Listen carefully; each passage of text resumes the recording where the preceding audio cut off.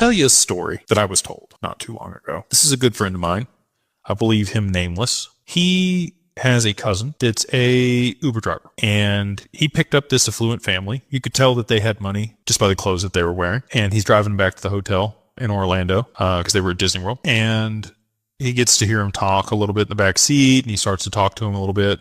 I don't even know if I should say the name of the family. It's a well-known food brand that you would know. You have eaten some of their singles in your lifetime. They have a substantial amount of XRP. A lot of these people that you just mentioned are starting to wake up to this fact. We've had conversations recently with some very large family offices that have started to make significant allocations. There's only 7 million wallets, 7.4 million wallets on the XRPL. If you're here, do you know how rare that is? Like, there's 8 billion people on the planet, and there's only 7, we'll call it 8 million wallets. There's 8 billion people on the planet. There's 8 million wallets. How many Bitcoin wallets are there? There's a lot of Bitcoin wallets at this point.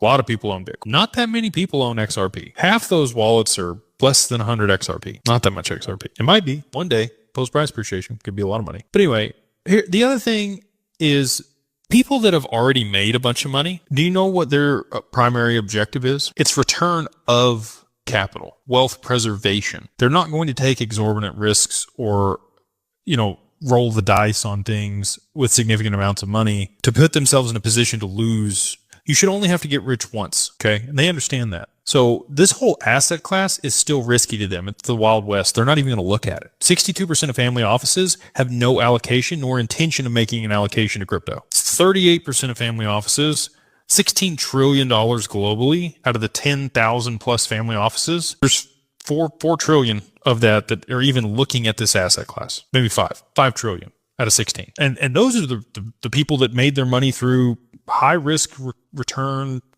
investments by starting companies or, doing something very lucrative in order to be able to generate, $1 billion exit. If those people aren't willing to do it, and people, again, the people that have the money, they don't care to risk it. They've already made their money. So that's why, there aren't more. But there are starting to be. I'm literally having a lot of conversations here recently because they see it as a hedge against the losses that could potentially come from the reverse carry trade because of a lot of the information I've put out.